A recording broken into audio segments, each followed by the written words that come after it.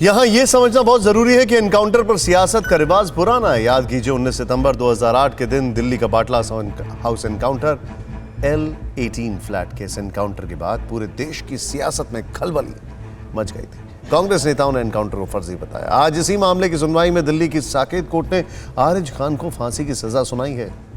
अदालत पहले ही बाटला House encounter को सही करार दे चुका है, लेकिन सियासत में इस एनकाउंटर के ने कैसे सत्ता का रास्ता तैयार किया, इसे देखें आप।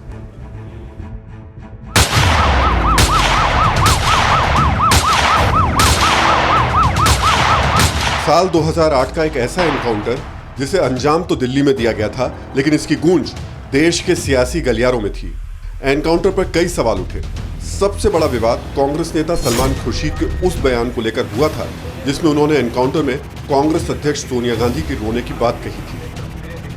हमने वजीर आजम से बात करी, हमने सोनिया गांधी जी से बात करी। सोनिया गांधी जी को उस हादसे की हमने तस्वीरें दिखाई तो उनके आंसू फूट पड़े और उन्होंने हाथ जोड़कर कहा कि ये तस्वीर मुझे मत दिखाओ, फौरन जाओ वजीर आजम से बात करो। इस एनकाउंटर के 6 महीने बाद ही देश में लोकसभा चुनाव हुए।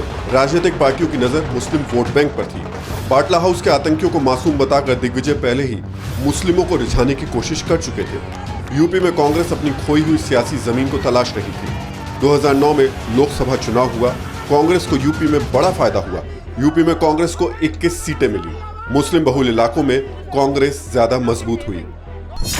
मुरादाबाद में कांग्रेस को जीत मिली। यहाँ मुसलमानों की संख्या है 47%। बहराइच में 56% मुसलमान हैं। यहाँ भी कांग्रेस को जीत मिली थी। बरेली में 35% मुसलमान हैं। यहाँ भी कांग्रेस ने बाजी मारी थी। अमेठी में 33% मुसलमान हैं। यहाँ भी कांग्रेस को सफलता मिली। इसके बाद वक्त बदला, साल बदला, सियासत बदली और समीकरण भी बदल गए। साल 2014 का लोकसभा चुनाव आया और नतीजे उलट।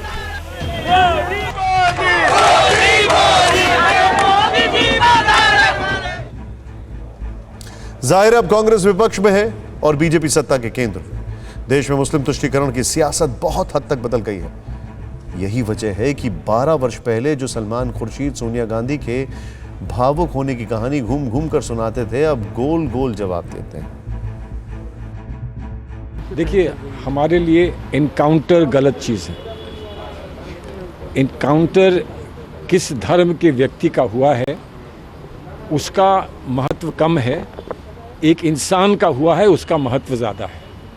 इनकाउंटर का विरोध हम करते हैं और इनकाउंटर का विरोध करने के लिए हम पहले नहीं उसका नाम पूछते हैं कि किसका इनकाउंटर हुआ है। वो भारतीय जनता पार्टी की नीति हो सकती है, हमारे नहीं हो सकती। हम संविधान में विश्वास रखते हैं। हम इनकाउंटर को गलत समझते हैं। भारत का सुप्रीम कोर्ट इनकाउंटर को गलत समझता है।